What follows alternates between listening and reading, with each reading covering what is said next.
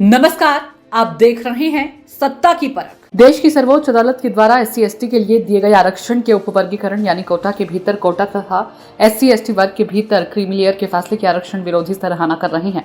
तरह तरह के तर्क दिए जा रहे हैं। आरक्षण विरोधियों का मानना है कि आरक्षण को विविधता के माध्यम से दक्षता सुनिश्चित करने के साधन के बजाय दक्षता या गरीबी उन्मूलन के उपाय के साथ समझौते के रूप में देखा जाने लगा है।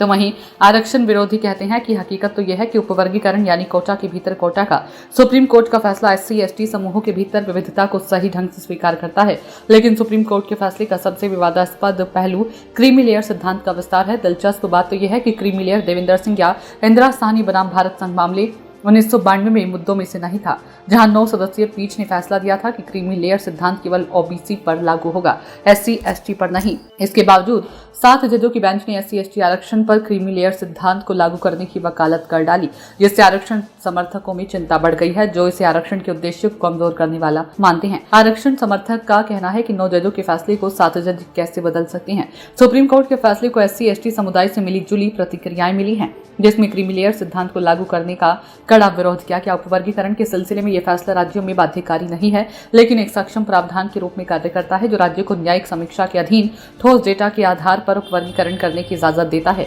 अपेक्षाकृत कम वंचित और कथित तौर पर थोड़ी ऊंची SC/ST जातियां जैसे महार, चमार, जाटव, दुसाध, पासी, धोबी, कोरी आदि ने उपवर्गीकरण का विरोध किया है। उनका कहना है कि पहले कोटा का उचित क्रियान्वयन तो हो जाए, निजी क्षेत्र में आरक्षण दिया जाए। उनकी दलील है कि उपवर्गीकरण से सामाजिक एकता वाला असर पड़ेगा। डेटा की कमी का हवाला देते हुए सब कोटा के बजाय अपस्किलिंग और आर्थिक पैकेज दिए जाने पर जोर दे रहे हैं। वैसे SC/ST को विभाजित करने के लिए RSS BJP की चाल के रूप में भी देखते हैं। इसके साथ ही SC/ST के लोगों का कहना है कि जो पढ़ेगा वो बढ़ेगा। जब हम पढ़ेंगे ही नहीं तो अपने हकों की लड़ाई कैसे लड़ सकते हैं। आजादी के 73-74 सालों में भी देश में आरक्षण का कोटा पूरा नहीं किया गया और जातिगत दुर्भावना में भी बढ़ोतरी हुई है। तो वहीं उपवर्गीकरण के समर्थन करने वाली SC की जातियों का मानना है कि सबसे ज्यादा वंचित माने जाने वाली SC जातियां जैसे वाल्मीकि, मड़िगा, अरुणठियार, मान, मुसहर, हेला, बांसफोर, धानुक, डोम आदि आरक्षण के लाभ से वंचित रही है। जबकि यूपी में 2001 में तत्कालीन मुख्यमंत्री राजनाथ सिंह ने SC में जाति विभाजन के लिए दलित, महादलित और अति दलित की पहचान करने के लिए सामाजिक न्याय समिति का गठन किया था।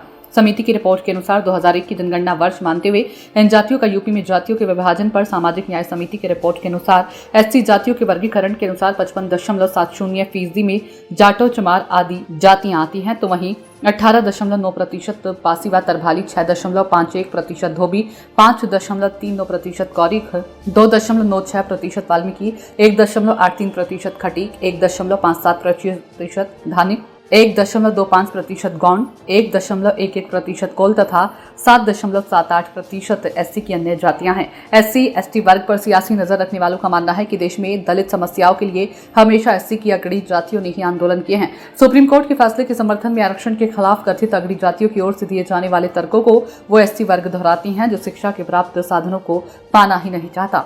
बाबा साहब डॉक्टर भीमराव अम्बेडकर के शिक्षित बनो, संगठित रहो और संघर्ष करो के नारे को अमली जामा पहनाने का कार्य SC के अगड़े वर्ग ने काम किया है। SC की अगड़ी जातियों के बड़े वर्ग ने शिक्षा में रुचि दिखाई और नौकरियों भी पाई। इसका मतलब तो यह है कि नहीं है कि उनके साथ छुआछूत समाप्त हो गई है। SC की पिछड़ी जातियों में शिक्षा की कमी है। दलित चिंतकों का मानना है कि सुप्रीम कोर्ट का यह फैसला SC/ST वर्ग के बीच एक खाई पैदा करना है, जो राजनीतिक रूप से कमजोर होकर अपनी लड़ाई न लड़ सके।